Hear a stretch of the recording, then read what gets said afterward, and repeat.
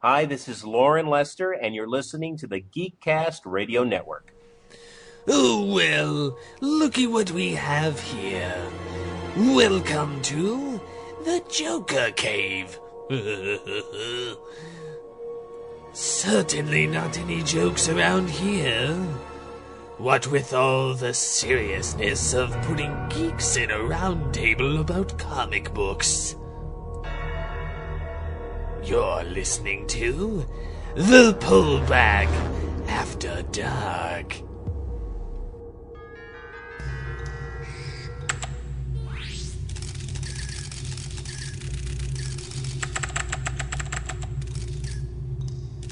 There, Billy Marin, alias Simon Dirks, Sid the Squid, Killer Coburn, Punky Lesh? But who is he really? Tony Zuko. Oh my word. Finally. Hello and welcome to The Pullback. This is another After Dark, and I know it's been a while since our last After Dark. I'm trying to remember what the last After Dark even was. I am your host, TFG and Mike, and joining me this time is Star Joe's Ryan. Hello, sir. Hello, thank you for having me on. I'm looking forward to this episode, especially with it being After Dark. We don't have to worry about too many of the sure to happen phallic innuendos that will happen in this episode. Yeah, something like that. Come on, you can't talk about a character named Dick without there being some little comments here and there. Why do I feel like Kevin Smith should be here? The last After Dark actually was May 3rd when we talked about Free Comic Book Day this year. But as Ryan alluded to, we are going to be talking about the fact that Nightwing is no more here in this After Dark. Let's first of all get into each of us talking about how we first got into the character, I guess. Sure. For me, it was pretty much the DC Animated Universe. I mean, Batman the Animated Series, Lauren Lester voicing Robin, and then he became Nightwing as the series went on into new Adventures of Batman and Robin, and then the new Batman Superman Adventures. And then I know you're going to cringe, and I know the entire audience is going to cringe, but Chris O'Donnell as Dick Grayson. Come on now. Batman Forever wasn't that bad. Oh, Batman it was. and Robin. No. Come on now. Batman Forever with what Dick Grayson had to do in that wasn't, like, specifically to him, the character wasn't that bad. Batman and Robin, on the other hand, is a little too over the top. We'll agree to disagree because I am not, number one, I'm not a fan. In fact, it's probably the thing I hate the most. I am not a fan of Batman 66 stuff, the TV series. So those two movies were just a callback to that series, that TV series that I absolutely abhor. So yeah, you're not going to get any fandom from me on either of those movies. I don't, even if you're just pinpointing a specific part of it. No, I'm talking about his characterization in the film. His characterization wasn't bad. Whether the puns were or not, that's a completely different story. I mean, everybody loves stepping on holy rusted metal. Again, we'll agree to disagree. Yeah. I mean, technically, well, I'm trying to think. No, that analogy won't work. All right, so that's basically where I started. I have yet to read any pre-New 52 Nightwing stuff. Okay. Pretty much any of his own stuff. Anything by Dixon or Wolfman or any of that kind of stuff. What's her name? Devin Grayson. Okay. I haven't read Nightwing Huntress. The only thing pre-New 52 I've read is Gates of Gotham because, hey, it's Kyle Higgins. Right. Well, Kyle Higgins, Scott Snyder, yada, yada, yada. Yeah. And then it's the New 52 storyline, and I started backwards. That's not a bad thing. Well, I started backwards because, again, this is all Steve Megatron's fault. He got me sucked in with Batman number 13, which was the start of Death of the Family. Sure. And then I'm like, oh, Nightwing. Okay, I like Dick Grayson. Notice I added the last name. Thank you very much. I like Dick Grayson, and I'd like to see what's going on with him. So I read Nightwing 15, 16, 17, all the way up to, I think, 18 and 19. And then I went back and read the first the first 14. Gotcha. So that's, and I've been reading it ever since, and I was really pissed to see that the dildo got his way and killed the character. Well, temporarily. But anyways. No, Nightwing is dead. Dick Grayson may be alive, but Nightwing is dead. I was going to say, damn it. it depends on what you mean by character, because the character is still alive. The persona of Nightwing is not around, and that, who knows how long that'll be. That could be very temporary. So, now for me, where I started reading Nightwing was back in the Wolfman Perez stuff with Teen Titans. I wasn't there at the very beginning of him turning into Nightwing, but later on I started reading Teen Titans, and I have gone back and read his first appearance as Nightwing. And I've even gone back to his first appearance as Robin and read those in like some archive editions and stuff that I have. And there was actually a time that Dick Grayson Robin was more popular than Batman, even simply because kids could identify with him more. But then I went from the Wolfman Perez Teen Titans. I went into the Chuck Dixon Nightwing series. I have almost that whole run. I think I might be missing a couple issues, but I have that whole. I have almost that whole run. I've read every issue that I have of that. I read the first time he became Batman. I read the second time he became Batman. It's happened at least twice, I know, that I can think of. And then I, of course, jumped on to New 52 Nightwing. I know I've mentioned to you before, but for those listening, Nightwing is my fourth favorite comic book character. You are lying out your ass. You told me the other day third favorite. Third favorite DC. Okay. Fourth overall. Favorite overall comic books. Okay. So it goes Green Lantern, Hal Jordan, Wally West Flash, Cyclops, and then Dick Grayson Nightwing. But when you're looking put the emo boy above Dick Grayson. Wow. I love X-Men, and Cyclops is my favorite. Gene, marry me, Gene. Awesome, dude. He is the second best leader in the Marvel universe next to Captain America.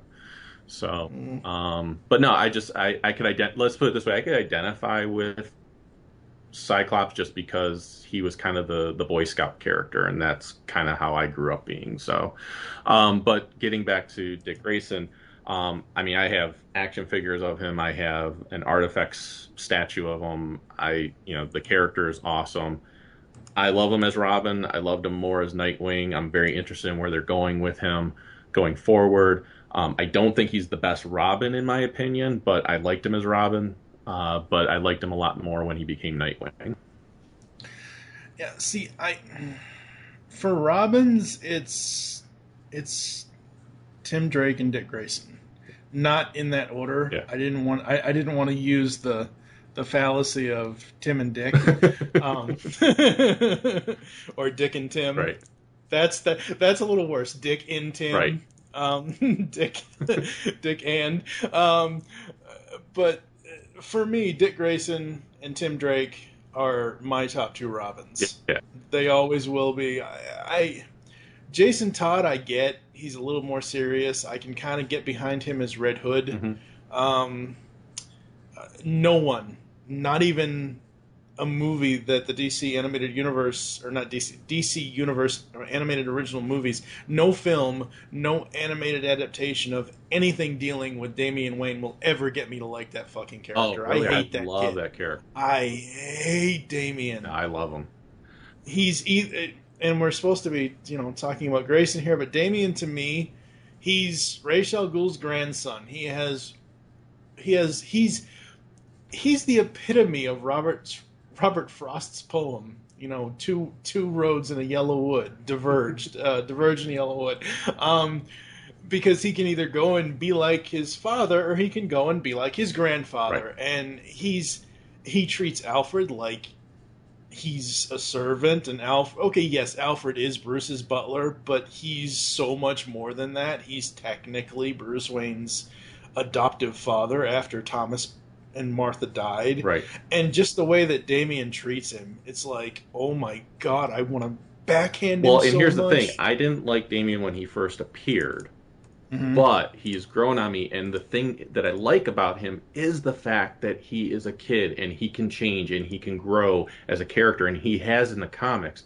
He's a dick to Alfred, but Alfred has learned to deal with that, and because he's learned to deal with it and throw in his own little one-liners to him and everything else that Alfred always does, there started to develop a bond between Alfred and Damian, and the same thing with Damian thinking he's the best Robin and that he can be the best Robin. He actually developed a relationship with Dick Grayson and things like that. So, okay, that is the one thing I will agree with you on. The other thing that I noticed with the Bat books, since I've started reading several things with Damian, is that Dick Grayson is more of a father to Damian than Bruce ever could be. oh yeah, That I will agree with that on. I will agree with you on that, but as far as Damian as a character by himself, no, screw that kid. yeah. No, I'm looking forward. I'm looking forward to him returning because I think there was just getting to a point where they were developing that character and growing him to where he wasn't just the bratty kid. And you have to realize he's 10 years old. He's going to be a bratty kid. He thinks he's all powerful and can kill anybody, and that's what he was trained to do. But for me, it's Tim Drake is my favorite Robin. Dick Grayson. I mean, you have to love the original. Jason Todd, and yeah, Damian is my least favorite Robin, but I love all the Robins, even when Stephanie Brown was Robin for a little while and things like that. So, the character Robin, I actually like the character Robin more than I like Batman. So I feel like you need a Robin when you have Batman. So reading, Nightwing growing into his own character and stuff like that, that was great. But at the same time, I was like, okay, we needed a Robin to replace him. And then when Tim Drake came along, I thought that was fantastic. So, yeah, absolutely.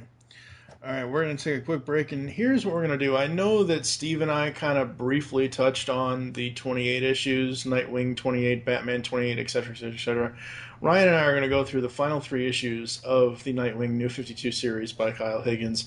And the only reason why we're going to redo 28 a little bit and kind of really fully discuss it and spoil it a little bit more is because 28 and 29 were Kyle Higgins' last issues, and they are part 1, part 2 kind of storytelling. So it would be kind of silly of us to just do 29 then 30. right. So we'll be back after this. Come on. You can do it. This is getting sad. All right, folks. Nightwing number 28. For a second there, I remember when I first saw this cover. Now I know I know all these issues have variant covers. I'm not gonna sit here and look them up, but I know that they do. I think one of them was a Mad variant cover. The other was a Scribblenauts variant cover, which I really did like the Scribblenauts variant cover. I thought that was awesome. But Nightwing 28 is basically Nightwing being strangled and held onto by all these hands and somebody with a knife, and looks like some RoboCop Ed 209 appendage at the bottom right-hand corner of the cover. At first, I thought this was Clayface when I first saw this cover. At first, I really, really did. And then I'm thinking, oh, wait, with the events of Forever Evil, maybe it's all the crime syndicate choking the hell out of Nightwing. Now, we do have to talk about Forever Evil a little bit here. I have read all 7 issues. Honestly, outside of Nightwing's fate, I don't give a crap about the story. Oh, really? Yeah. See, to me, it was one of my favorite events that DC's done in a long time. I'm going to have to go back to it because I believe in a couple of months or I'm not sure when, but my buddy JT from Saskatoon and I are gonna do a full-on coverage of all 7 issues. I'm not exactly sure when here in the pull bag, but as of right now, after reading all 7 issues, the only thing I cared about was finding out what happened to Dick Grayson. Well, and here's the thing I'll throw out there, and you can correct me if I'm wrong when I say this, but I don't think that you really care much about the DC universe outside of Batman mythos, Mm, the Batman well, characters. kind of, little bit. If I could get my hands on the trades that deal with John and Kyle as lanterns, I would probably care. Hmm. I don't give a crap about Jesus Jordan. I've seen him way too many damn times. Um, I think they need to, start promoting some of the other great. I would love to see a Kilowog movie. Honestly, if they won't do a Jon Stewart or a Kyle Rayner movie, I want to see Kilowog center Yeah, stage. that'd be cool. Oh God, can you imagine Kilowog and Flash movie based on Justice League? That would be so friggin' awesome.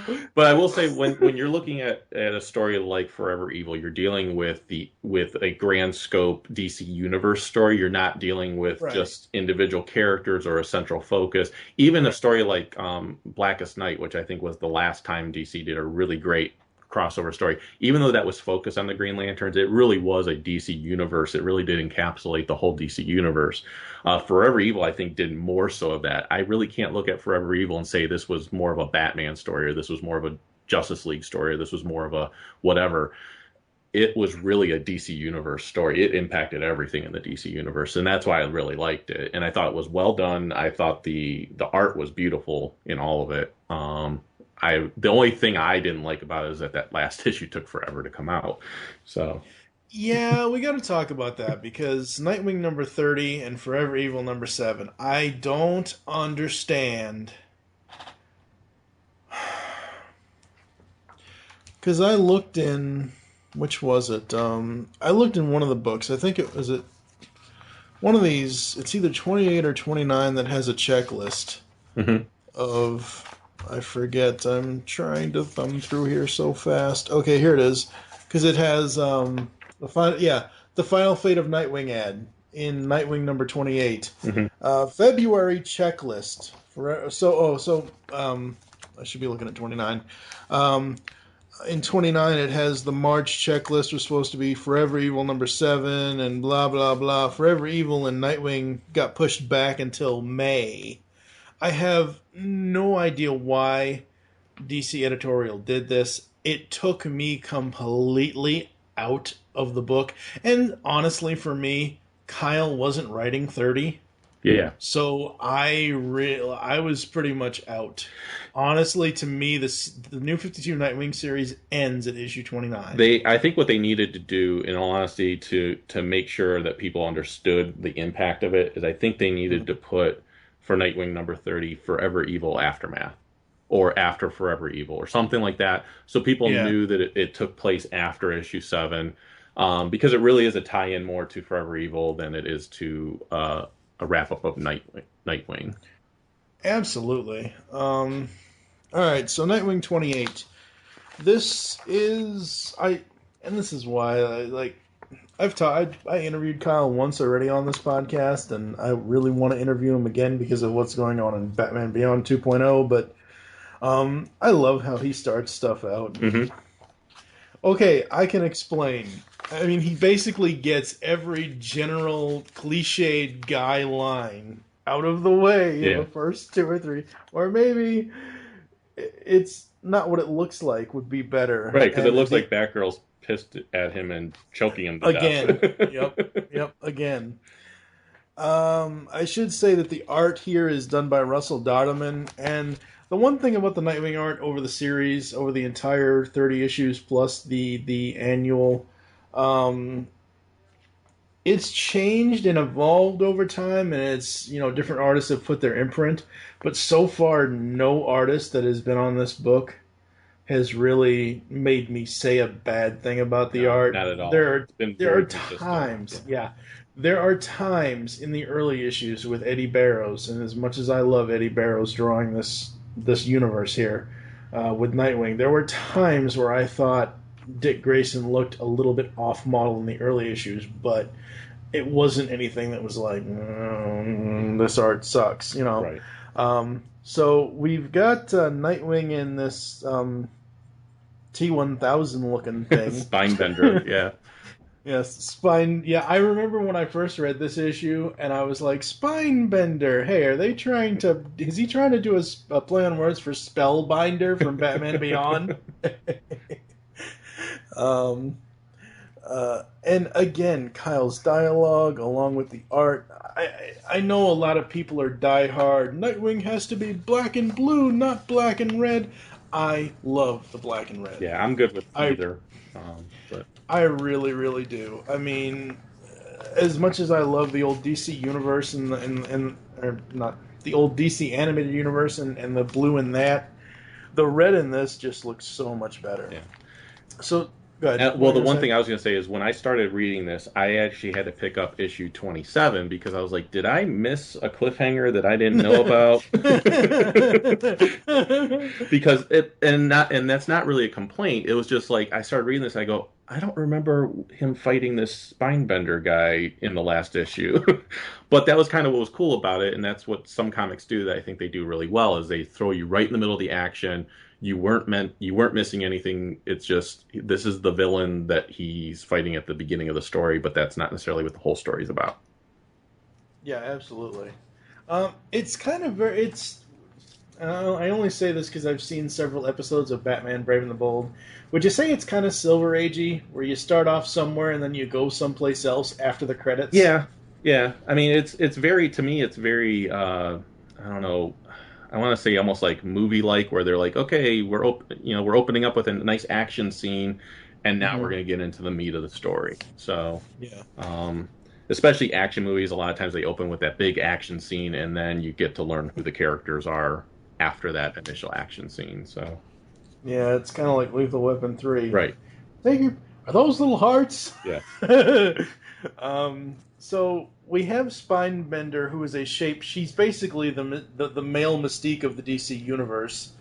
He's a shapeshifter. So he goes through all these things, and he's like, "Oh, that's not working for you. Maybe somebody perfect." And somehow, what I assume is those nails. Some girl is standing so close to the action that she gets, high quality cell phone video of this fight. Yep. The one I found really interesting because I don't think it's been done in the new 52 yet is the Spinebender changes into looking like Deathstroke, and from old DCU, Nightwing and Deathstroke are arch rivals of each other. So Batman has his Joker. Nightwing's arch enemy in the old DCU was Deathstroke, especially when it came to the Teen Titans, when he was with the Teen Titans. So to see Deathstroke versus Nightwing, even if it's just for a little millisecond there, was really cool to me as an old-time fan to see them go up against each other again. Oh, yeah, that is so very cool. Absolutely. So the battle ends, and we start.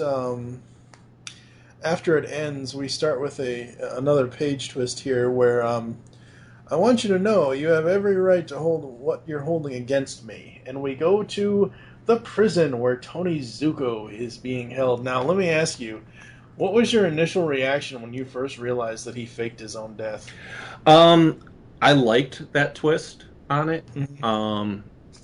It's one of those things like this. This is definitely a very emotional scene, and it might be the one thing that I'm regretting with Nightwing moving on to something else is I don't think we're going to see this develop anymore. I feel like Zuko, like where this story could go, is that Zuko will get out of prison, and then there'll be something else later on in this issue that I'll bring up also that would have been nice to see develop a little bit more.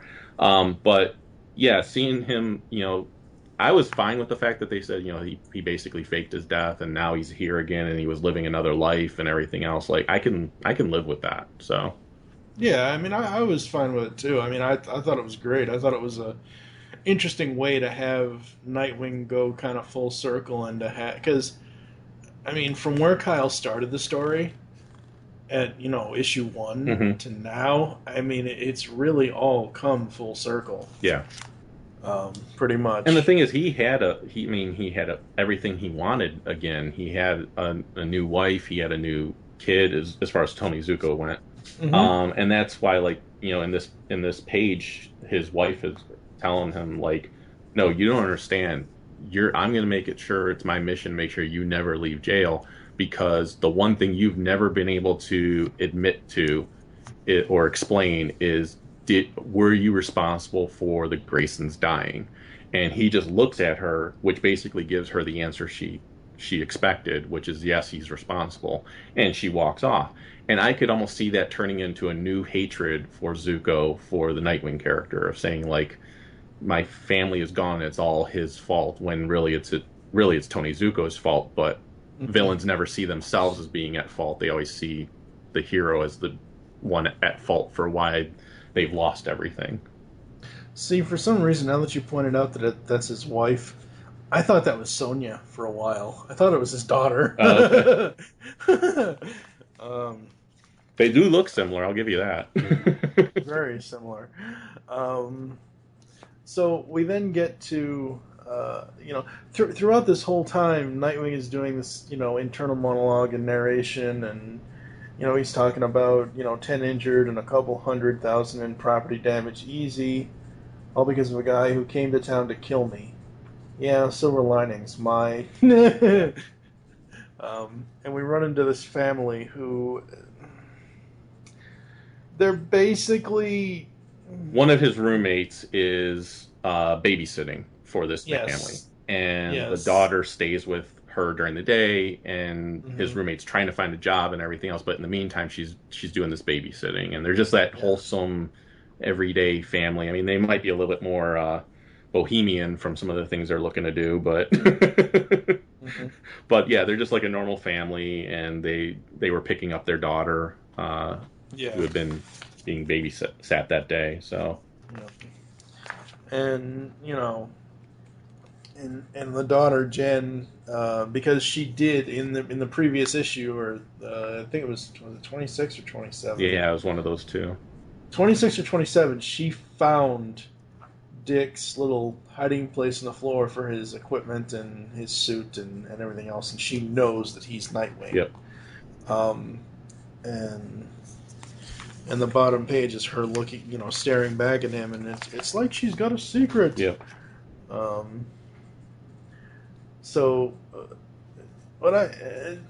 this has always fascinated me, how comic companies, I don't know if it's something that they would do, and this is just it's not a nitpick, I'm not criticizing this, it's just a curiosity of mine. Like, every now and then I'll see iPhone-like devices, or in this case of this page, it's basically YouTube. Yeah.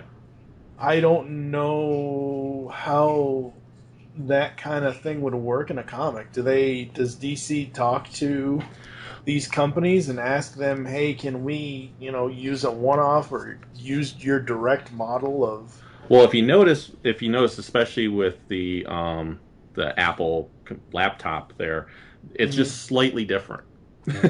So, well, yeah, it's slightly different, but I'm more so concerned about the YouTube page, and this isn't a huge thing. This isn't. I'm not going to dwell on this, but I'm just kind of curious how comic companies and how kind of rights things work, and maybe people can tell me in the comments. But how would you go about, if you're the editor on this book, how would you go about would you just contact YouTube and say, hey, our artists want to use your video site service, They can do that. However, I think with this particular one, and I know it looks exactly like YouTube, but I think with this particular one, because they're only showing a section there, I think they can kind of get away with it without having to contact YouTube and saying that we want to use the way your screen looks. But I do know that they definitely they have contacts at different places to say, hey, can we use the look of this or that or whatever, and most times those places are pretty open to it because it's free advertising. Yeah, pretty much. So this whole YouTube thing, it's Dick Grayson and his other roommate Michael, because his roommate Joey is the one that's looking for a job. Right. They're looking at this cell phone footage that was got from this lady from the fight earlier, and they're talking about Michael is saying he never should have told Maxwell off. At least I would have. At least with him, I had access to things. And Dick basically counters that by saying, "Yeah, but you had to spin stories his way. Come on, Michael, you're doing the right thing here, finding your own leads." Um, and then, lo and behold, Sonya Zuko shows up. Yeah. And Dick tries to get out of talking to her, but Michael won't let that happen. Yeah, no. Michael is not being a really good wingman. If the guy wants out, you support that. You don't just. Yeah. I like the relationship, quote unquote, friendship between Sonya Zuko and Dick Grayson. Yeah. But it's not who I see him with. Well, and honestly, this is the other thing that I am gonna miss that they aren't gonna. I doubt they're gonna go back and develop at all. Is and not to spoil something later, but basically, he does reach out to her again later to have dinner and everything, and it would have been nice to see the relationship develop, even if it wasn't going to be the ultimate relationship of his life and everything else. Because let's face it, him and Barbara should be together. But they should be married at this right. point. But it's still nice to see. I really liked this relationship, especially because it's the daughter of his most hated enemy, probably. Yeah. So the fact that maybe he can overcome that is a nice thing. And like I said, this is the other thing that I'm sad to not see develop, because I highly doubt it's going to be developed later on. So. No. Well, later on, everybody except one person knows that he's dead. Yeah. So yeah, we get the relationship stuff with and it's so depressing watching their reaction, their interaction here. It really, really is, because it's like two people on a first date that have no idea what to say to each other because something happened to them in their past before they even met each other. Right.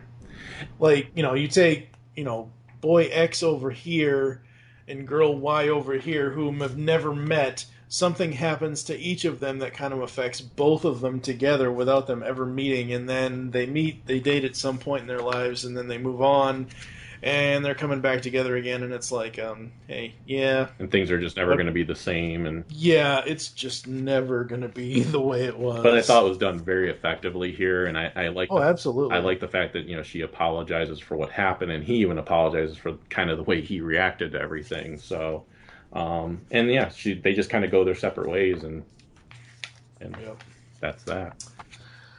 So we go back to his apartment, and Joey is telling him that Greg and Cheryl were mugged, and then killed tonight. And that's the parents of the little girl that she babysat. Right. So right. What I love what Kyle's doing here, because he's basically making a female Nightwing, regardless if they ever use. I don't think Jen will ever come back. Yeah, I honestly don't. But they're basically giving Dick a chance to be Batman without being Bruce Wayne Batman. Right. You know what I mean? Right. I mean, Kyle is basically telling us, hey, look. Dick Grayson here is supposed to be what Bruce Wayne was to him at that age. Yeah. And again, the art, just the way that Dodderman draws Dick in this at the bottom of this panel, it's absolutely amazing. Yeah. Oh yeah. With the two panels of Jen and then him as a little boy, it's done just really well. So absolutely, yeah. He draws good Dick. So. Where's a rim shot app when you really need one? The only thing I will say with this that I didn't like, it took me a little bit out of the story, is I like the fact that she's having to deal with her parents' death and everything else, but it was a little too close to Batman or Bruce losing his parents. Like, it could have happened like, oh, it's a mugging and now she's an orphan and blah, blah, blah. I'm like, oh. Okay, like, that's a little too close to home. Like, right, a little bit. Could they have been hit by a car or something else? Okay, but would you rather have it be a mugging and a killing, or would you rather have it be, somebody cutting the ropes and they fall from a 100-foot trapeze. I mean, and I was going to say earlier when I first saw Greg and Cheryl, when I first saw the three of them and that Greg, Cheryl, and Jen in the earlier, I was like, hey, it's John, Mary, and Dick. Yeah. Because it really did look like the Graysons, except they had a daughter instead of a son. And I think that's another thing with this issue for the most part for me that just took me a little bit out of it. There were moments that were definitely predictable for me. Like when I saw that family together, I'm like, they're not going to be together much longer. Not that it wasn't told effectively, but like I said, I was like, okay, I kind of see this as going in a bad direction soon. And then, like you said, the fact that they were the two parents with the little child getting mugged and the two parents getting killed and the daughter still being there, I was like, okay. Seen this before. Mm-hmm. And I know that's what they were going for. I mean, obviously. Oh, yeah. And the final 2 pages here are, final 2 pages, because the page on the other side is a stupid ad. They're basically, Dick is looking for Jen, and Michael's like, where'd she go? You don't think, I'm not oh, no. Yeah, because basically she told Dick that I know who you are. And I want to go after this guy, and I want you to help me. And he says, well, let me go get you some water, and we could talk about this. And while he's going to get the water, she runs off. And then they realize that she left, and Dick explains to Joey and Michael that, she said that she knows who killed her parents, and she's going after him. And that's when Joey reveals to him that, well, the police are saying they know who did it, and it's this guy that goes by the name of Mr. Zaz, or Zaz, however you want to say it. Yeah, now, I talked to Steve Megatron about this, so when this issue first came out, because I thought Kyle was bringing in another new villain, but apparently Mr. Zaz has been around for a while. Yes. Okay, hey, No, and I understand where you're coming I'm from. It does seem like a new villain, and that's... Yeah. But yeah, Mr. Zaz is actually one of my favorite Batman villains because he's so psychotic. I mean, he's out there. Is he more psychotic than the guy who wears makeup and... Depends on which direction you want to go in. I mean, this guy, I don't know if you know the story behind, if you were told the story behind him, but basically he's a serial killer who every time he kills someone, he scars his own body as little ticks on himself for every kill. Now, to scar your body, those cuts have to be pretty deep. So he's on par with Mr. J. In fact, he's a little bit, in my opinion, he's a little bit more deadly than him because Mr. Zaz wants to just kill you, where the Joker wants to have fun with you and then kill you. Exactly. Which is also one of the things that kind of stood out with me for this issue. I was like, why did the little girl survive? Because Mr. Zaz would not have had any survivors. The Joker would definitely leave a survivor behind just for the fun of it.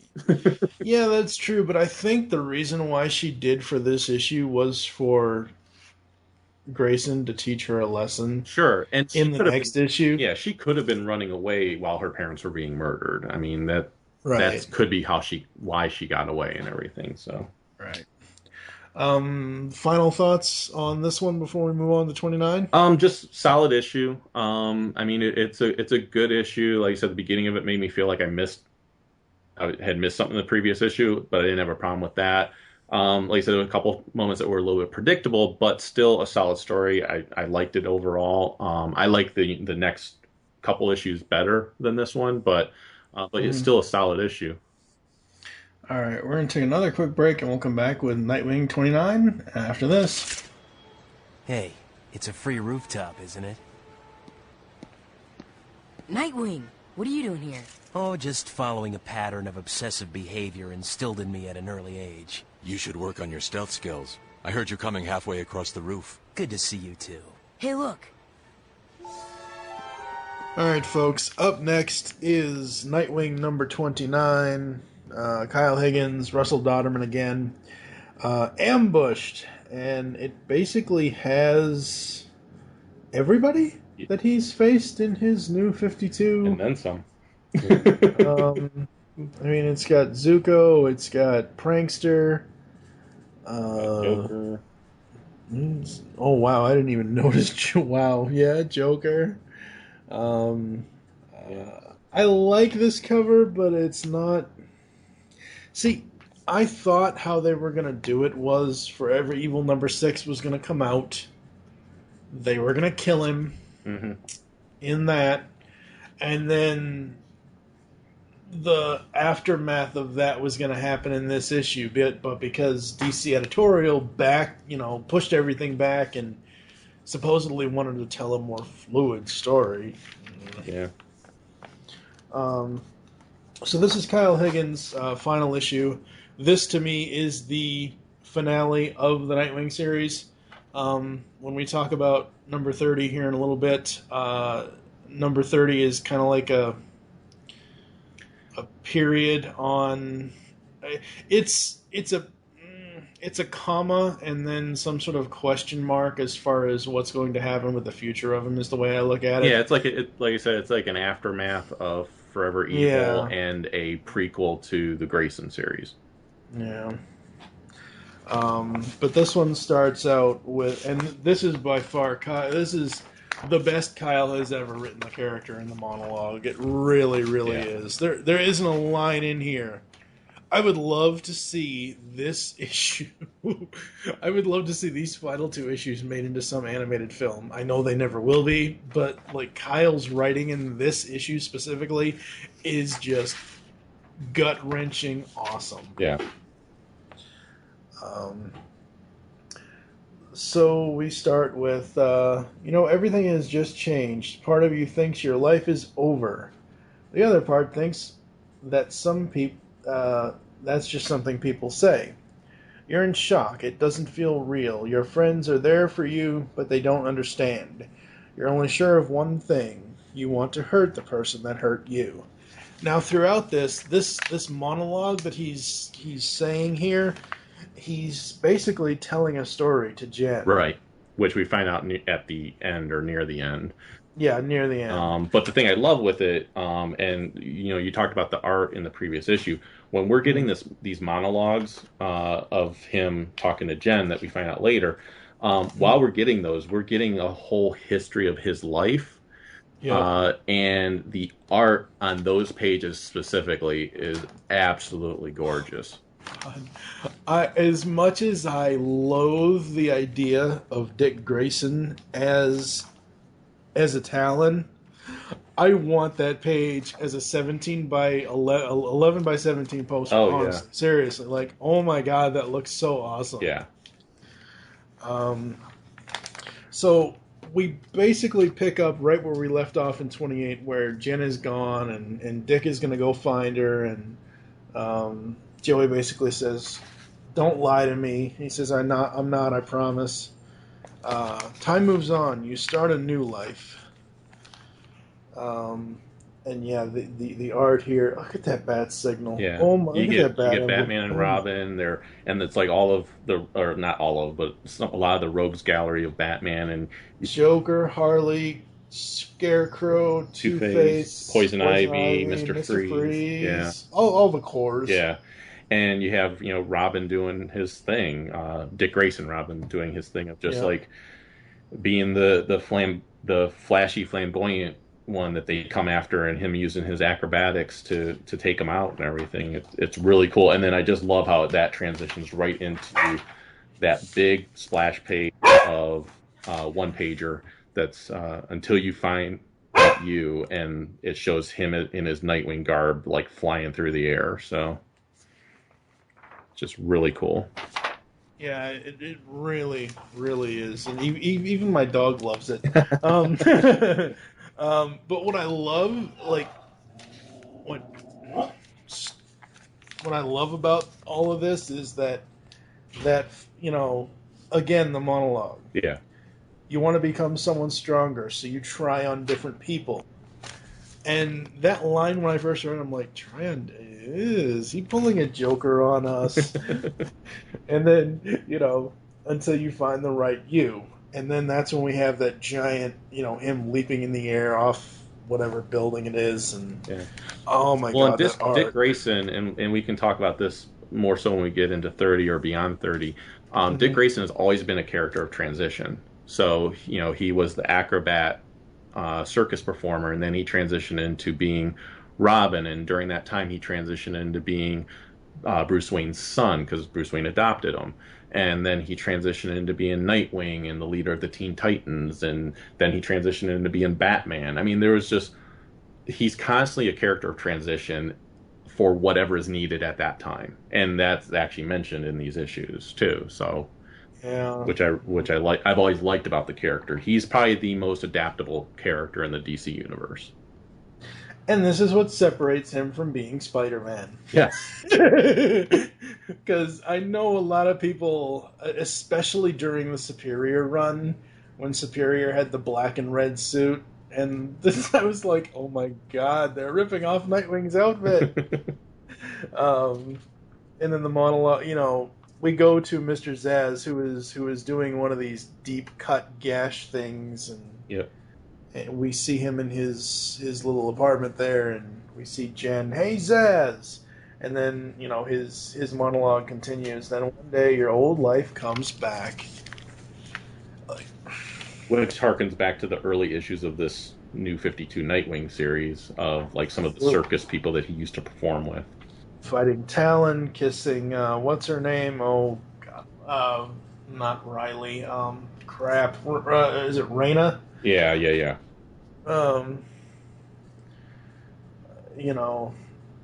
He says your friends have changed as much as you have. You wonder if somehow that's your fault, if you're the reason things fell apart, if you should have done something different. And yeah, you're right. The art on those flashback pages is just brilliant. Yeah. It really, really is.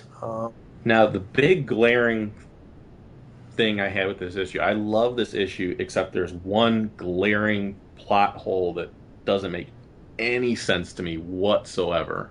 Okay. How does Jen find Mr. Zsasz? I know how Nightwing finds her, Right. but how does she find Mr. Zsasz's apartment? That's never explained. It doesn't make a lick of sense. Yeah. That's the one big plot hole that I'm like, I don't know how she found him. It's okay. I mean, it didn't take away the enjoyment of the issue, but I was like, there's no way she found him. Like, he's in his apartment. If she had gone back to maybe the scene of the crime and he was still there, that would make sense. That would make sense. But how did she find his apartment? Like, did she just look up Zsasz in the phone book? And maybe. And if she did that, how come the police can't do that? Yeah, that's true. I think the Gotham PD needs to get her on the payroll because she can. Yeah, but see that there's a big difference though. This has nothing to do with the. It's Chicago, yeah. This has nothing to do with the incompetence of GCPD. Sometimes it has to do with Chicago. Yeah, this is Chicago PD. So. Oh, jeez. So she goes and she's gonna attack Zsasz. He basically just backhands her and says, "There's plenty of room. You can join Mom and Dad." And we get more of Nightwing's dialogue. A lot of things go through your mind, and we flip the page, and this is where that beautiful, beautiful image happens. You start to question what you've become, what you could have been, what some say you should have been. And on this page is Nightwing versus the Talon, and the giant white owl basically spitting blood. And we have Dick Grayson as a Talon with the court surrounding him. Because Haley Circus was supposed to be that farming ground for Talons, and it was. And I loved that retcon being thrown into there, that if Bruce Wayne had not come along and Tony Zuko had not killed his parents, that Dick Grayson would have become a Talon. I love the fact that could have happened.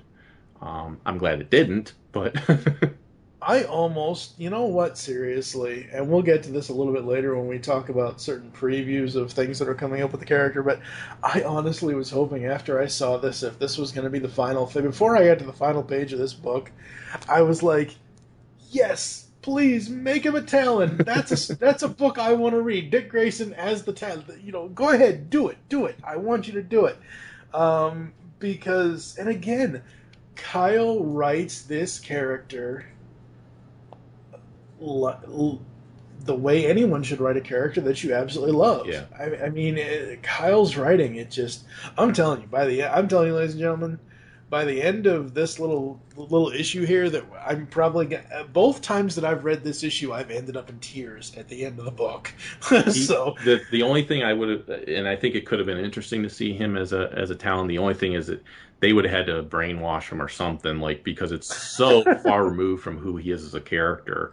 And we'll talk about that in issue 30 also, where Dick Grayson doesn't give up. You would have had to brainwash him to make him a Talon, because you weren't going to be able to convince him to become one. It just wasn't going to happen.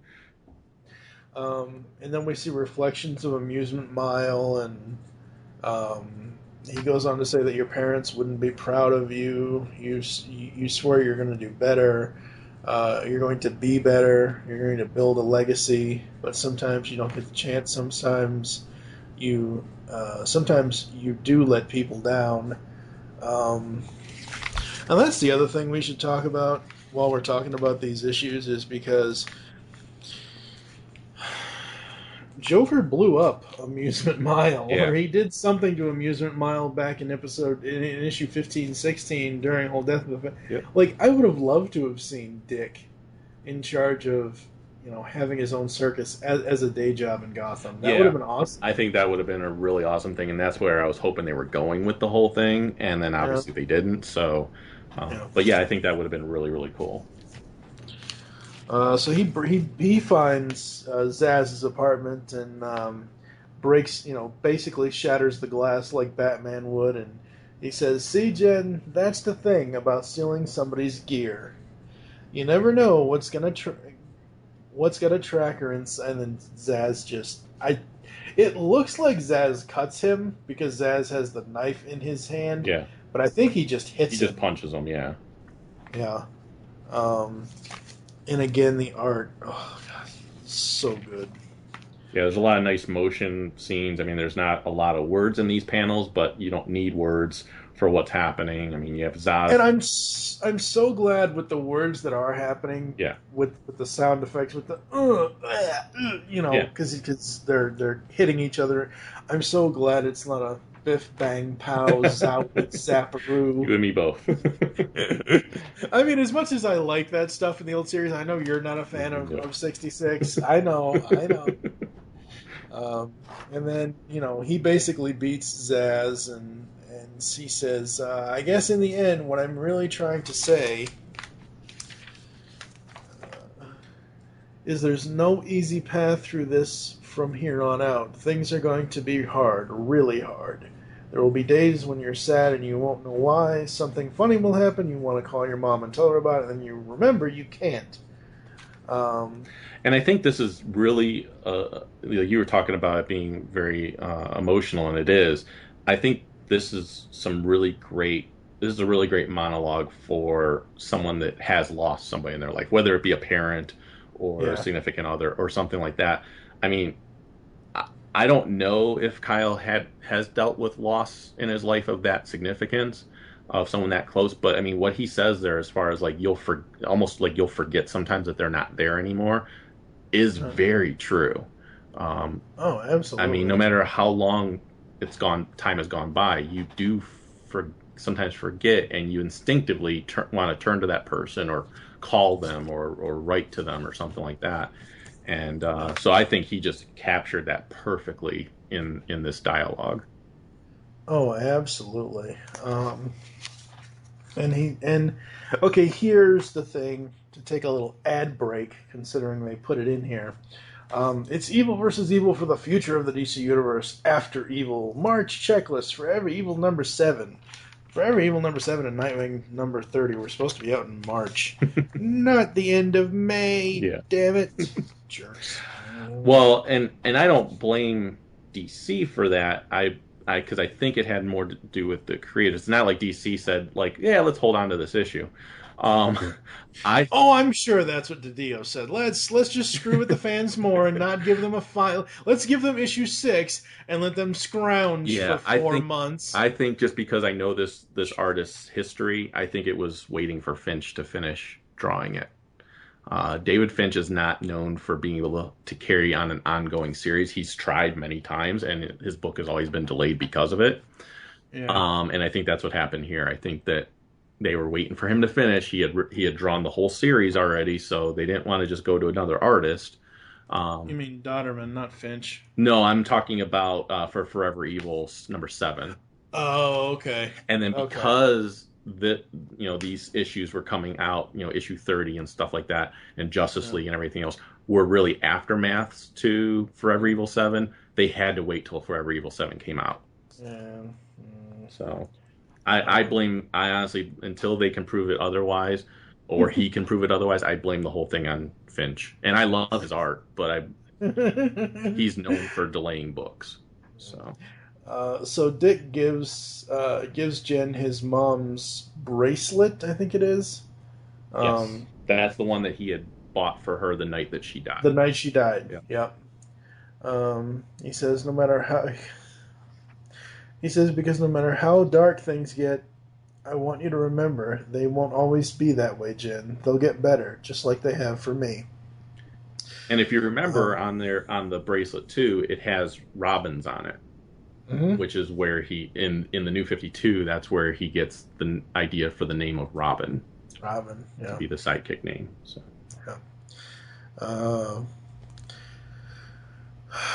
I'm trying really hard here, people.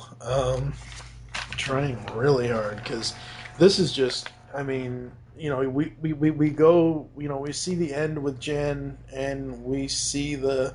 Him talking about the last few years haven't been easy, but then there's a morning like this, and then there's a Jen, and he basically texts Sonia, says that he's going to be in Gotham in a few days, Gotham for a few days, and you want to have dinner, and yeah, and then we get that final little monologue here. I love this one. This is probably one of my favorites out of the whole thing. You might have to read it because I don't know if I can. I can read it. Yeah, it says because when you get, and to me this is why, and we can get into it later, but this is why I don't have as much of an issue because again it goes back to me saying that this character is a transitional character. He says because when you get down to it, my life isn't about the costumes or the bad guys. It's not about the cities or the symbols. It's way simpler than that. I mean, I grew up in a circus. It's always been about catching people when they fall. And to me, that speaks to his transition, his ability to adapt and transition. He's there for what you need him for. And if you're going to fall, he will change who he is to make sure he catches you. Yeah. I love that last page. I don't think I've ever seen any superhero, Clark Kent, Bruce Wayne, any male superhero, I don't think I've ever seen them use a damn hoodie to hide their costume. I love this image. Yeah, it's really cool. I really, really do. Now, this actually reminds me, I put it on Facebook, months and months ago when I first read this issue. This reminded me of the watercolor drawing Tony Silas did for Terry McGinnis. Mm-hmm. And it's so very similar to it, and I absolutely love it. 29 as a finale, as the conclusion to the Jen story, absolutely love it. Yeah, the art, Kyle's writing has never been better with this character in this issue. Never. Yeah, it's absolutely amazing. All right, any final thoughts for 29? No, like I said, I loved it. The art was beautiful on those flashback pages. Like I said, the only thing that took me a little bit out of the story, and I was hoping that they were going to explain it, was just how Jen found Mr. Zaz. That took me a little bit out of it, but that's my only negative comment about that issue. Yeah. That to 29 to me, ladies and gentlemen, it was Kyle's last written issue on the series. That is the series finale. We are going to be reviewing number 30 here in a few moments, but that's it. That's the end of the I like that ending better than the ending that we're going to be getting here in a few moments. We'll be back after this. What? You should be sidewalk stroganoff! I changed the menu. Batgirl. I still can't believe it. How could you keep something like this from me? You weren't exactly honest with me, either. But you told him. He knew. It wasn't my place to tell you. But it was your place to put her in danger. It wasn't like that. I volunteered. You think you did. You don't know him like I do. He manipulates, pulls strings, anything to get what he wants. I thought we had the same goals. Things change. I changed. The game's over, Batman. I quit. Robin, wait. So we are back, and Nightwing number 30, the main cover is basically Dick's mask in a pool of blood. With a very out-of-place 75th anniversary Batman yellow logo right next to it almost.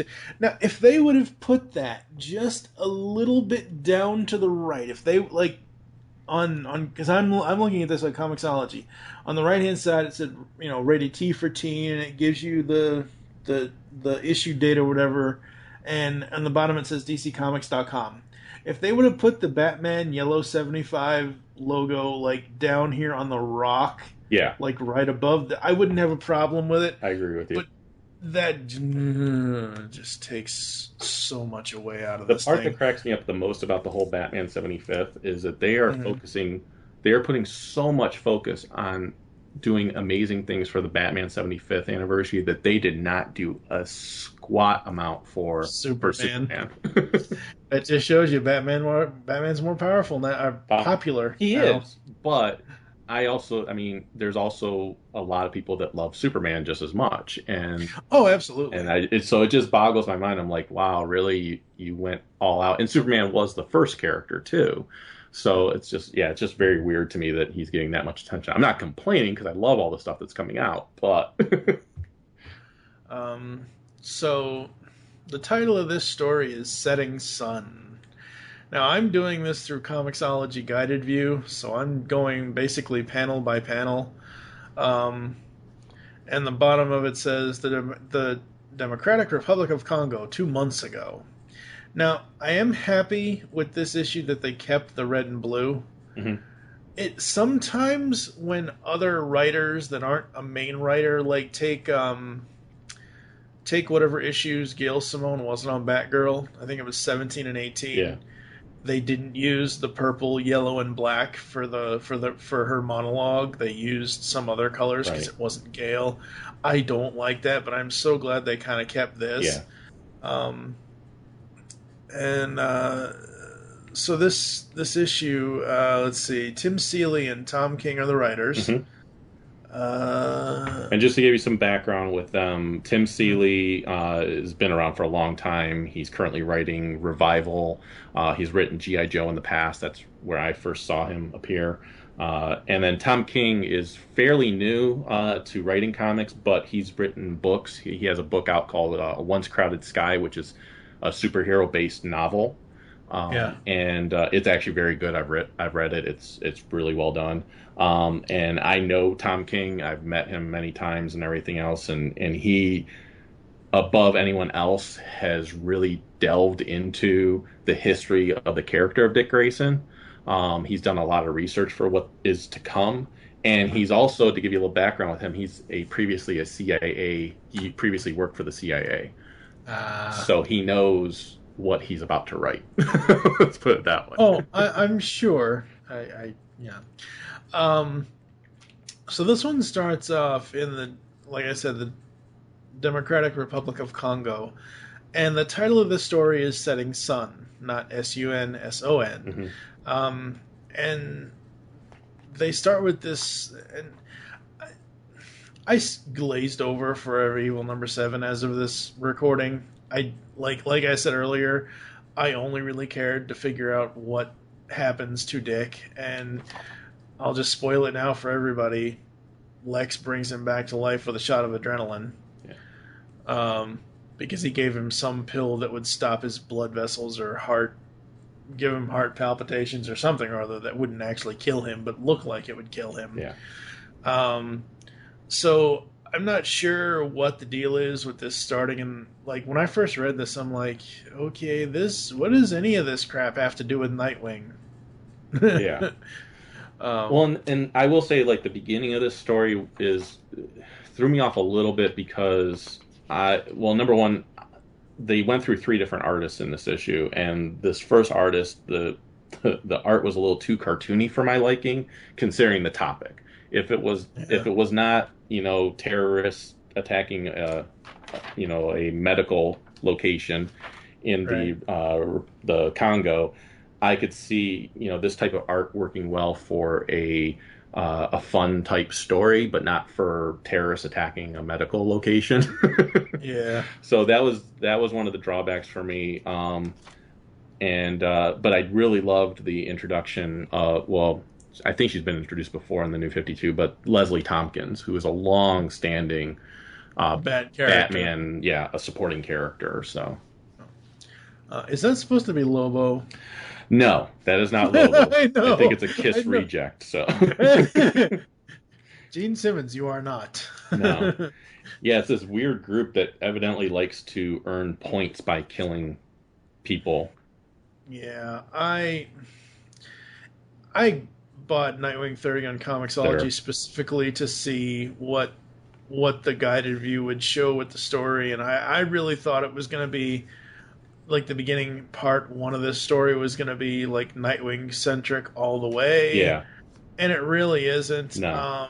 I remember the first time when I bought this when it came out, I just honestly, as much as I like Dr. Leslie Tompkins, I honestly didn't give a crap about anything that's going on here because it has nothing to do with Nightwing. Yeah, the beginning of it really did throw me off. I'll strongly support you on that because I was reading and I go, this is the last issue of Nightwing and where is he?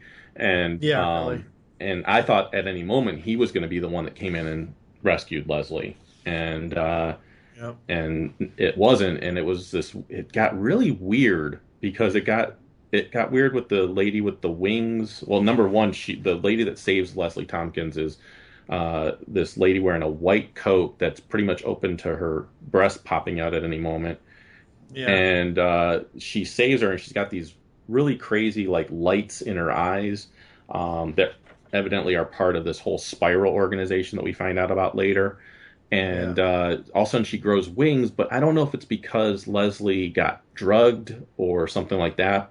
That's what I'm assuming, because the rest of it, she definitely says that she thinks she was drugged or hypnotized or something like that, and that's why she was seeing all this trippy stuff going on around her, where she's approached by this guy that's got like this swirly face, and she says that she was asked like why she does what she does, and then she reveals that it's because of Bruce Wayne as a little boy, which I thought that was pretty cool. I liked that part of it.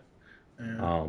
The lady in white, the African American lady in white with the mask and everything else. So when I first saw her and I saw the wings, I'm like, hey, hey, Storm and Warren Worthington got together and had a baby. Yeah, could be.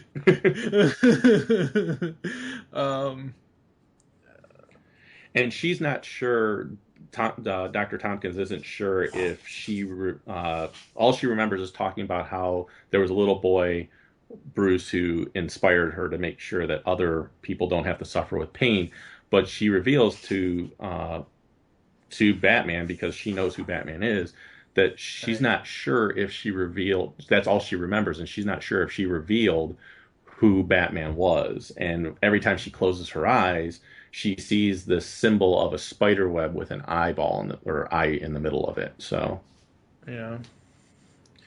So she sees the spider web, and then we go to Gotham Child Services offices now, and she's asking, was it a dream? Was the hero? And when the hero was mortally wounded, he came to the doctor, and he'd met on the darkest night of his life. God help me, maybe I told them. Maybe I told them that I know who Batman is. Yeah.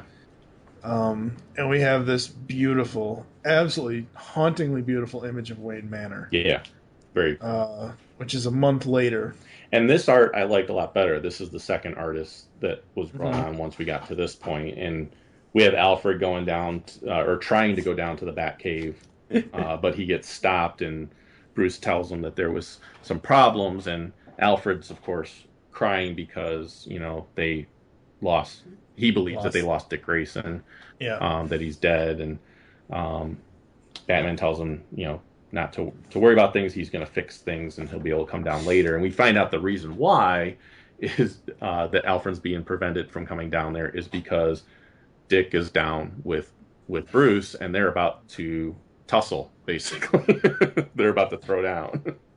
Yeah, pretty much. And this is the scene that really made this issue for me is the page after page. Tom King actually mentioned in a podcast episode I heard that he said he was going for and was allowed to do what he always wanted to see as the ultimate fight between Dick Grayson and Bruce Wayne.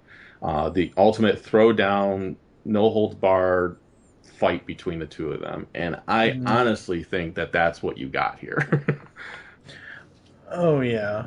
I mean, they're throwing each other into cases and using like giant dice and everything else being thrown at each other. And it comes down to Bruce wants Dick Grayson to still pretend to be dead. And because he wants him to infiltrate this organization called Spiral. And the only way he can do that is if the rest of the world believes he's dead, because they'll try to recruit him then. Because they'll believe that he knows what's going on and who the other heroes are, because Bruce believes that what they're doing is they're hunting down masked heroes. Even though their persona is that they're out there trying to save the common man and everyone else.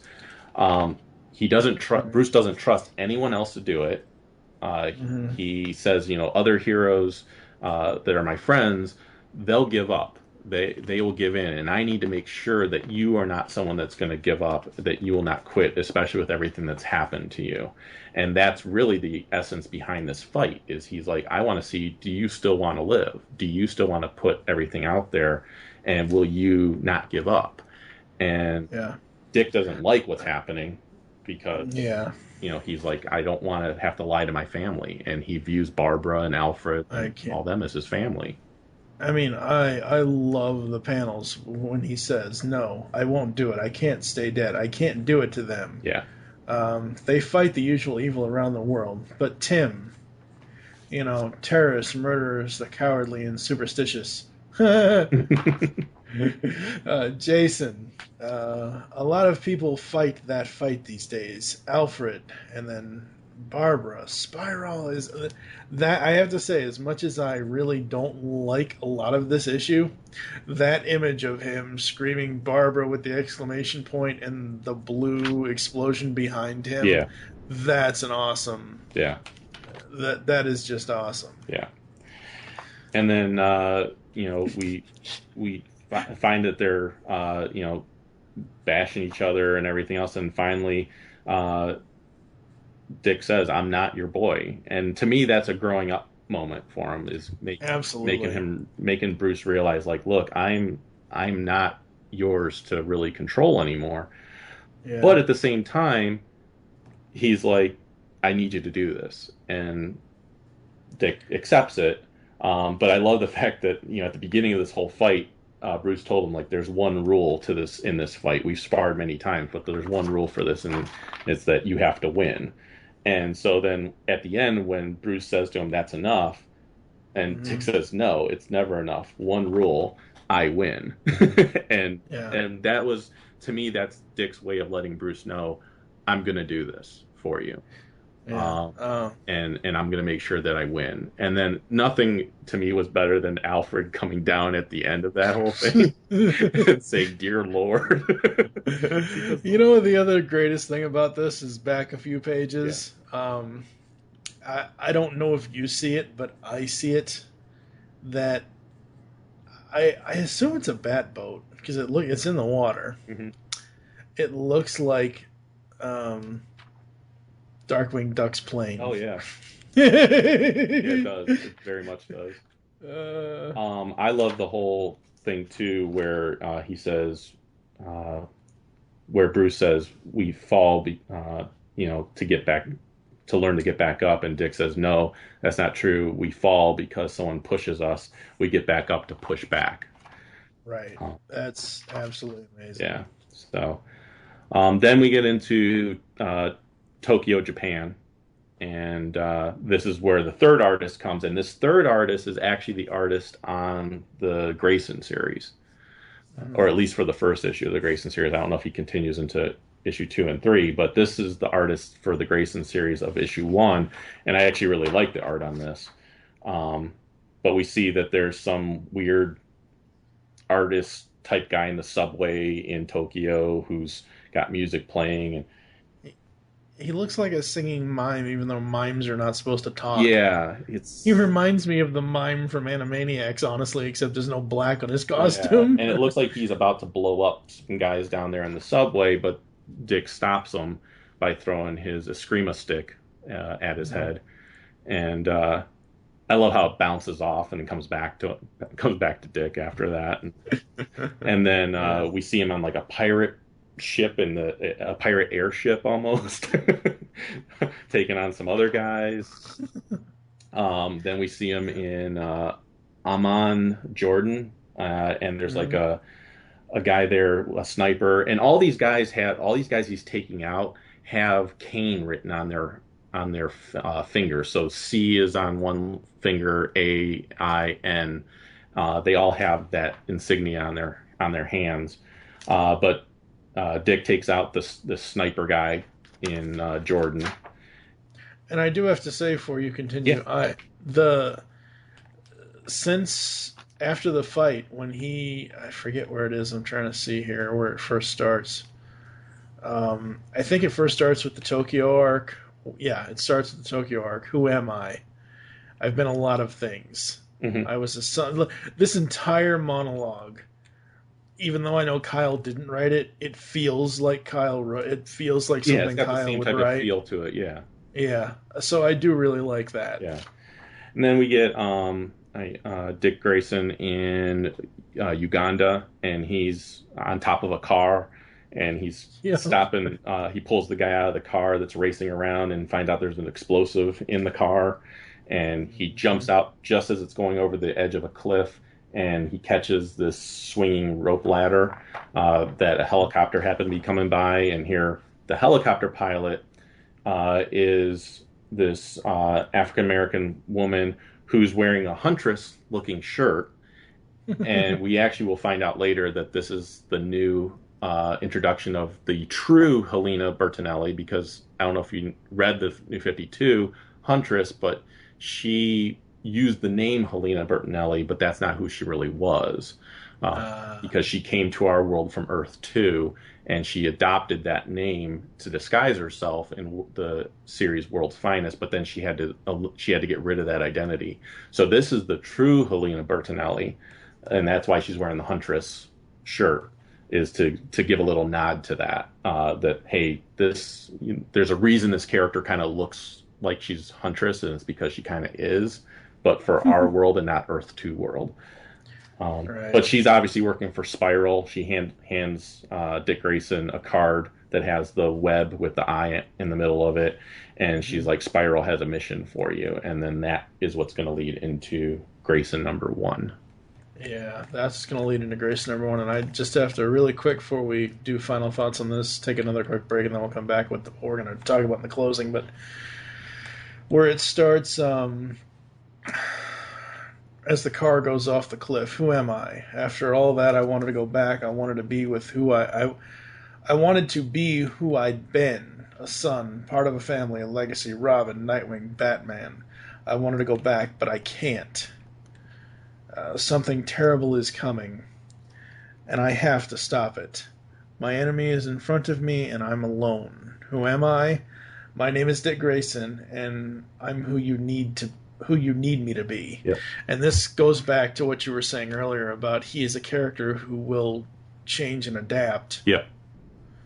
Oh God, he's like Triple H from WWE. Adapt or perish. Christ, evolution reference. But yeah, that's to me, that's who the character always has been. He will, and again, that's why I don't necessarily feel like Grayson is going. I mean, yes, it's an ongoing series, but I don't feel like that's who Dick Grayson will be forever. He Right. might come back to the Nightwing persona, he might not, but he will always adapt to what is needed from him. Overall, what did you think of this one, really quick, and then we'll take Yeah, another break. And I go love to this final. issue because I've always wanted to see that fight Yeah. between Bruce and Dick, and this gave a good reason why it happened. Beginning of the issue did throw me off. I loved how it closed. So Yeah. I think it's just that beginning section that bothered me. The whole rest of the issue, I absolutely loved it.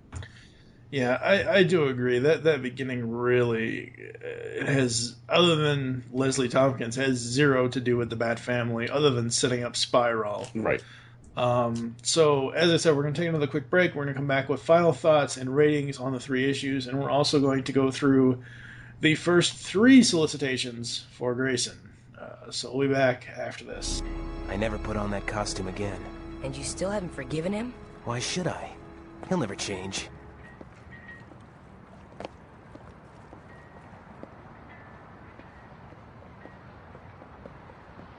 Must be one of the wallets they stole. Whose is it? I don't believe it.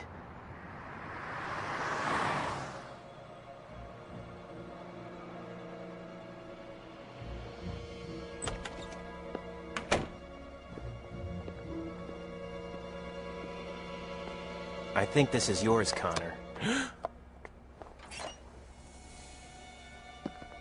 Oh, thanks. But you almost gave me a heart attack.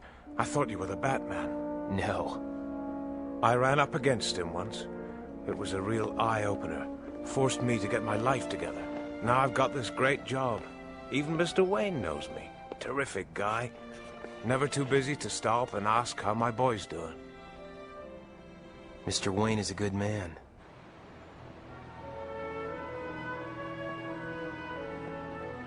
Guess Batman had a change of heart. Who'd have thought he had one?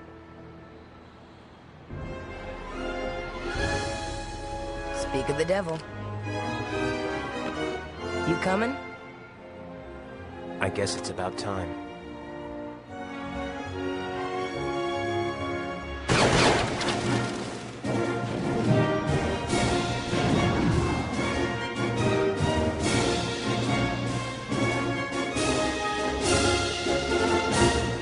All right, folks, we are back, and we're going to rank the final 3 issues of the Nightwing ongoing from DC's The New 52. 28, it was a nice setup. It was interesting to see where he was going to go with this story. I'm going to give it a 4 out of 5. Okay. I liked it. I thought it was interesting, but it didn't wrench my heart out. What about you on 28? I would give 28 like a 3.5. It's a 3 I would normally give for like your just standard issue. I'm glad I read it, but it's nothing wowed me about it. Right. So a 3.5 because it's a little bit better than that. Like I said, there was some predictability in certain places, but I really loved the moments with Sonya and the moment with Jen and everything near the end. So yeah, I'd give it a 3.5. Issue 29, the only thing, now that you pointed it out, the only thing that is preventing me from giving this a perfect is the little hiccup with Jen finding Mr. Zaz. Yeah. I am going to give it a 4.5 out of 5, which is almost perfect, but like people, if I cry 3 times reading a comic book at 3 different points of reading the damn comic book, whether it's 3 months ago, 6 months ago, or now, it's pretty close to perfect, because every single thing, every piece of dialogue, whether it's the internal monologue story to Jen, whether it's spoken dialogue, everything Kyle wrote in this issue as his final issue was absolutely brilliant. Yeah. But there is that one nagging plot hole. Yeah. And I give it the same rating for the exact same reason. I think this is damn near perfect. It's just that plot hole. And I read it twice, hoping that maybe the second time I read it, that was explained somehow, and I just missed it, but but it wasn't explained. So yeah, that's the only hiccup in it. But other than that, like you said, it was pretty much a perfect conclusion to the series. So Yeah. And number 30, I'm actually going to read this rating for you people, and I will include the ratings link for our rating system in the post here. But I'm going to have to read this and so people understand why I'm giving it this rating. Number 30, I have to give it 3 out of 5 stars. 3 out of 5 stars is not bad, but the title that we have for that one says barely passing. Barely passing. While the overall takeaway was positive, you do not necessarily walk away happy.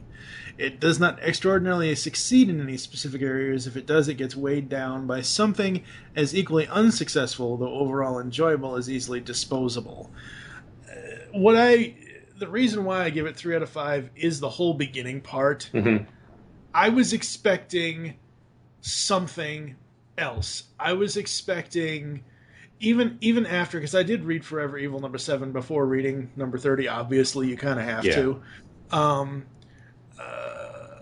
But I was expecting something more than that setup for Spiral. I was kind of almost expecting a Court of Owls for Spiral, that they were like this hidden organization in Gotham City or in Chicago. I would have loved to have seen the Chicago cast one more time, honestly. yeah. And I would actually give 30 a 4. The only hiccup I had was the beginning, which we talked about. I still liked parts of that, but it still threw me off a bit. I love the drag out fight. And then the ending with Spiral, I actually loved also. And it got me actually excited for Grayson, the Grayson series, because like you were saying, like you're hoping that maybe Spiral was like this underground thing. And I feel like they are, but on a more global scale. Right. And that's got me very intrigued because, again, I've heard interviews with Tom King, and he says what they're going for is they're going for Dick Grayson to be a global character. They want him to be traveling the world and everything else. So I kind of like that he's going to be this guy, this almost like a James Bond, international man of mystery type of thing, trying to take down this secret organization that's out there. And the thing with me with Grayson, when it was first announced, I'm like, okay, just throw an eye patch on him. He's Nick Fury of the DC Universe. Like, serious. No, and I thought the same thing. I'll be truthful with you. And the only thing that's really, and not that I have any qualms about liking certain girly stuff. I do like Gem after all. The only thing that really takes me out, and this is a huge nitpick on my part, the fact that the cover for the first issue is pink on the background. I get what they're trying to do with it, but it's just so weird. I am going to read the solicits for the first 3 Grayson issues. Now, the reason why I say 3 issues is because I'm also going to be reading the Grayson September Futures End #1 solicit. Grayson #1. It's on sale July 2nd. Price is $2.99. Dick Grayson, former sidekick, former superhero, former dead man, and now agent of Spiral? A thrilling new chapter of Dick Grayson's life begins in this new ongoing series. It is a super spy thriller that will shock you and prove one thing. You might think you know Nightwing, but you don't know Dick. Whoever wrote this... Brilliant.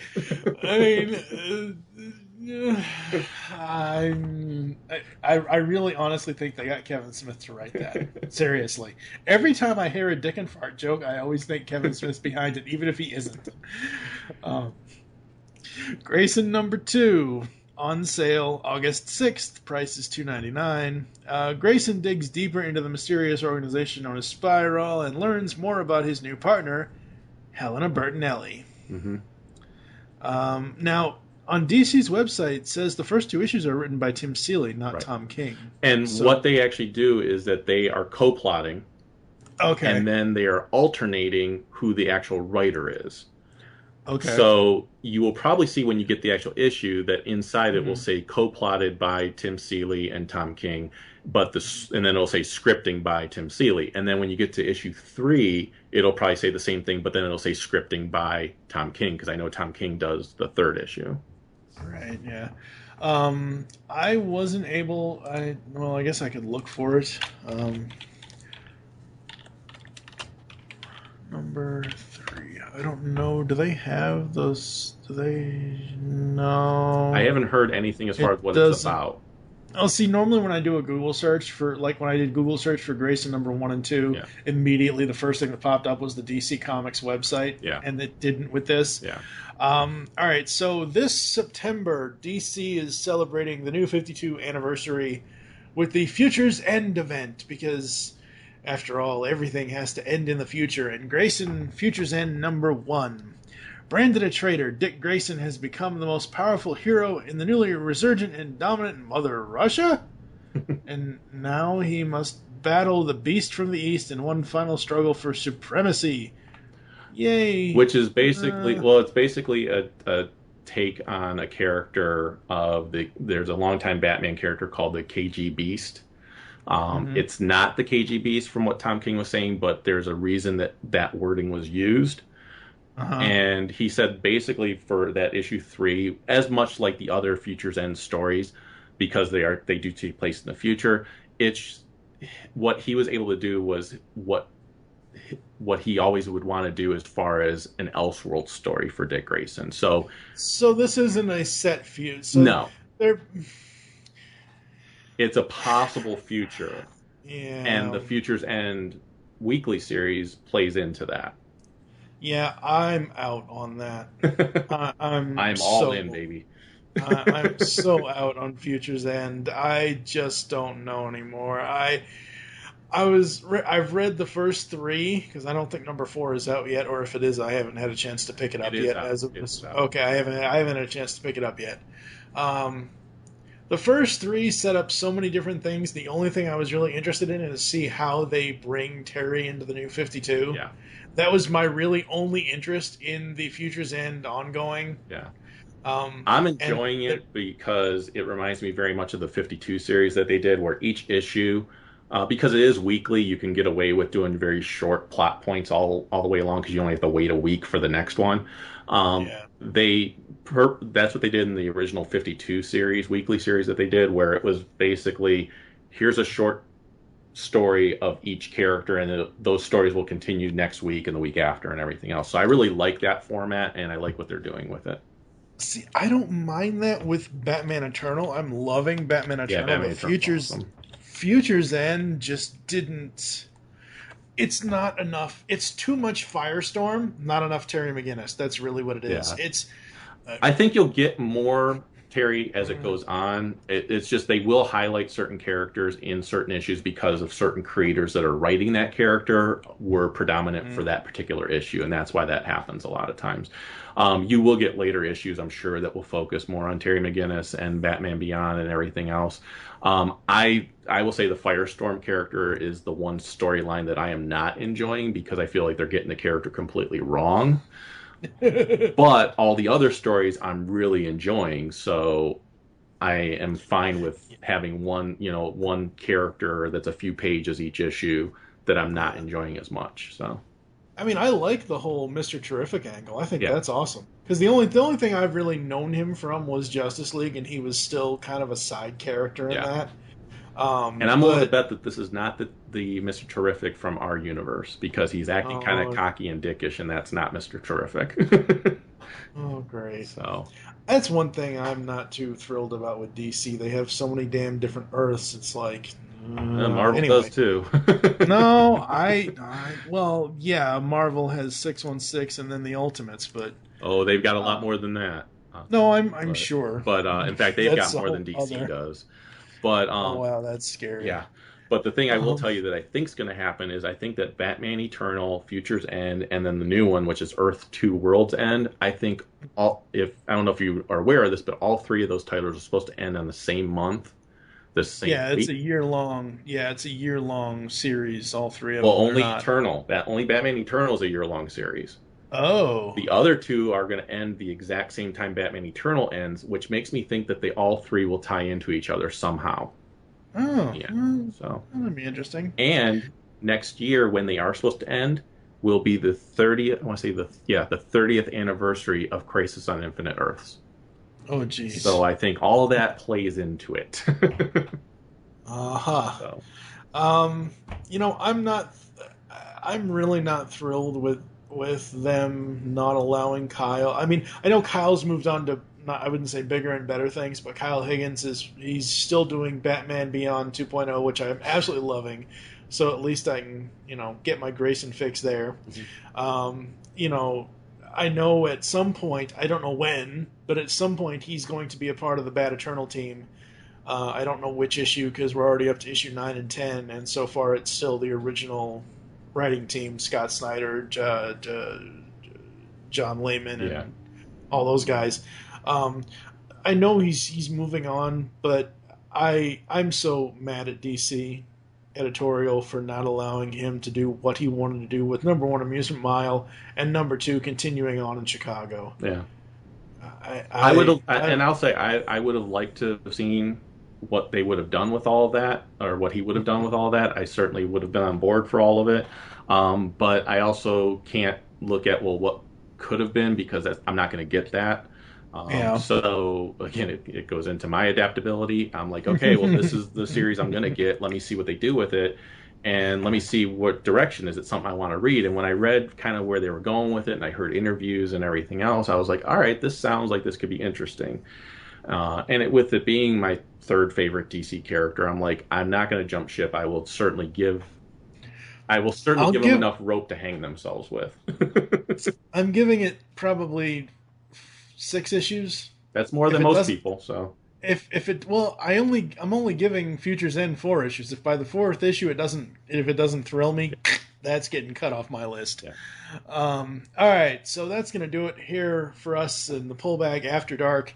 Next week, we've got the Pullbags Back Issue Classics, where Joe Reed and I talk about the secret history of the Foot Clan, and the long-awaited, delayed at this point, Transformers Windblade number 2 crossover episode with the Underbase, which probably should have been out a month ago, but we were too busy in Gotham City.